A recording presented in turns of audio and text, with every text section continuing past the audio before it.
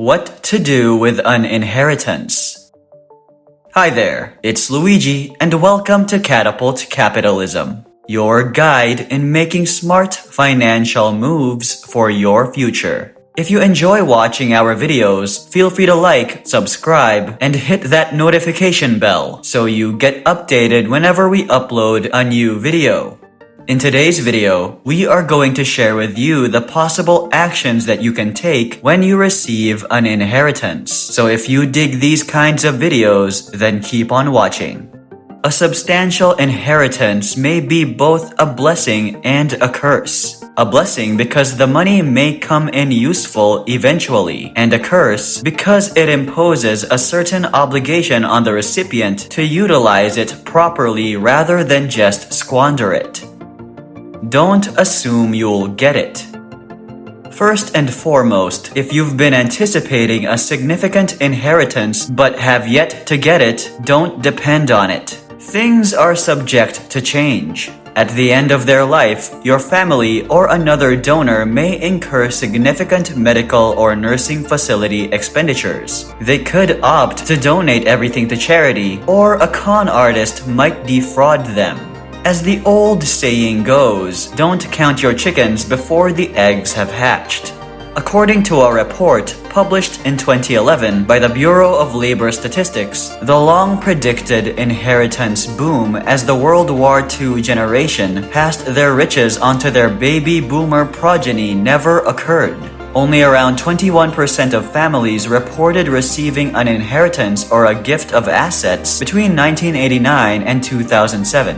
Furthermore, according to the Federal Reserve, the typical inheritance today is roughly $46,200, a sum that many families may find handy but not life-changing. When the time comes, the heirs to the baby boomers' fortune may be disappointed as well. This is a strong reason for younger generations to get on with their own financial life, invest what they can for the future, avoid going into too much debt, and not rely on a windfall that may never come. Proceed with caution. If you get a large inheritance, don't feel obligated to make hasty judgments. Coping with bereavement is difficult enough without adding money to the mix. What you should do initially is determined by the form of your inheritance. For example, if you inherit money, you may wish to keep it secure for a time. A bank or credit union account that is federally insured is an excellent option. Accounts of this type are insured for up to $250,000 per depositor and per financial institution. You can increase your coverage by opening multiple types of accounts. If you get other types of assets such as stocks, retirement funds, real estate, or a business stake, you must work with the executor of the estate to legally transfer everything into your name. It's also worth noting that even when you're in a hurry, receiving what's owed might take time. Probate, the legal procedure through which an estate's assets are dispersed under the supervision of a court, can take weeks to years, depending on the complexity of the estate and if anybody contests the will. It usually takes approximately 9 months. Seek help if you need it.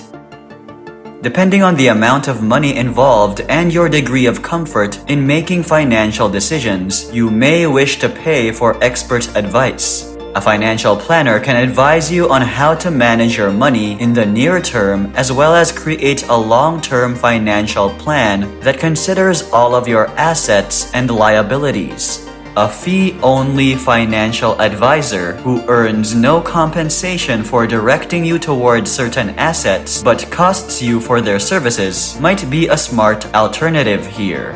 This system is meant to remove any potential conflicts of interest on the side of the planner.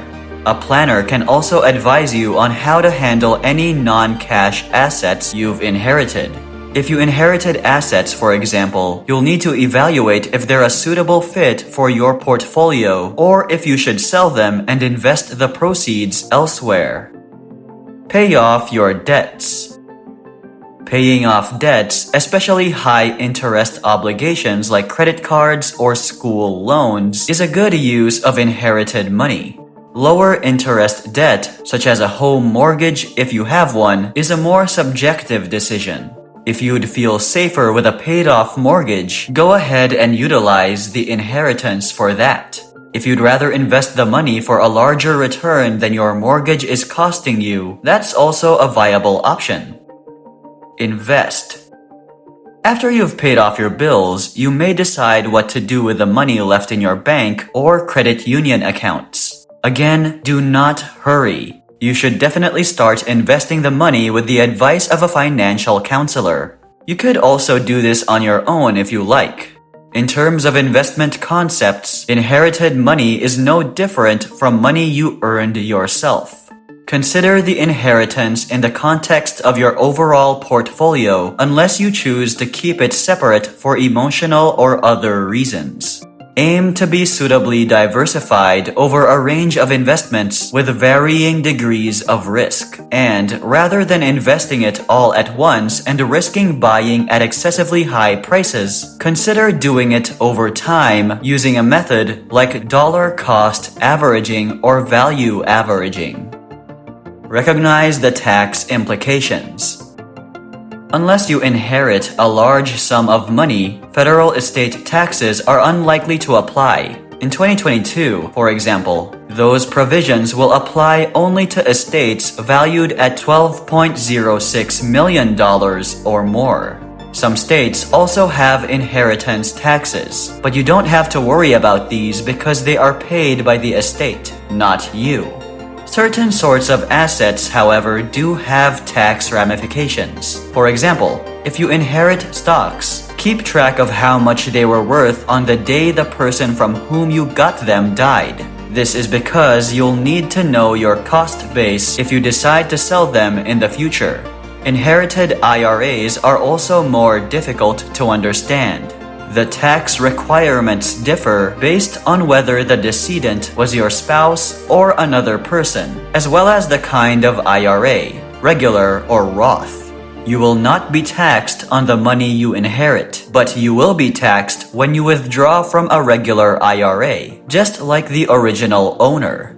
With Roth IRAs, withdrawals are often tax-free, but you must typically drain the account within 5 years. Splurge if you must, but don't go crazy. Finally, if you choose to spend some of your inheritance on yourself or your loved ones, feel free to do so as long as you don't go overboard. Keep in mind that once it's gone, it's gone. However, if you invest well, you'll have it for years to come. You may even be able to pass it on to your descendants eventually. Where should I deposit a large cash inheritance? A federally insured bank or credit union would be a smart location to deposit a substantial cash inheritance, at least in the short term. Your money will not make much interest, but as long as you keep it within the legal limitations, it will be secure until you decide what to do with it. What constitutes a large inheritance? It is up to the individual who receives the inheritance to determine whether it is huge, tiny, or somewhere in between. As one might assume, rich families pass on more money. For example, in 2019, the wealthiest families received an average legacy of $719,000, while the poorest households had an average inheritance of $9,700. Another way to look at it is in terms of impact. A $9,700 inheritance may be a lifeline for someone with limited possessions, but a $719,000 inheritance may be insignificant to someone who is already wealthy. What happens if I inherit a house? You have 3 alternatives if you inherit a house: retain it and live in it, full or part-time, keep it and rent it out, or sell it. It's important to note that if you sell the house, you may owe capital gains tax on the difference between what it was worth when the individual died and what it sells for. Another factor to consider is whether or not the house is completely paid off. If it still has a mortgage, you will be responsible for paying those payments. That is also true for municipal property taxes, insurance, and so on. A huge inheritance, if used carefully, may make a significant impact on your life. However, don't hurry into any decisions, and if necessary, seek expert guidance. And that's it for this video. If you enjoyed it, don't forget to like, subscribe, and hit that notification icon. Thank you so much for tuning in to Catapult Capitalism, and we'll see you later.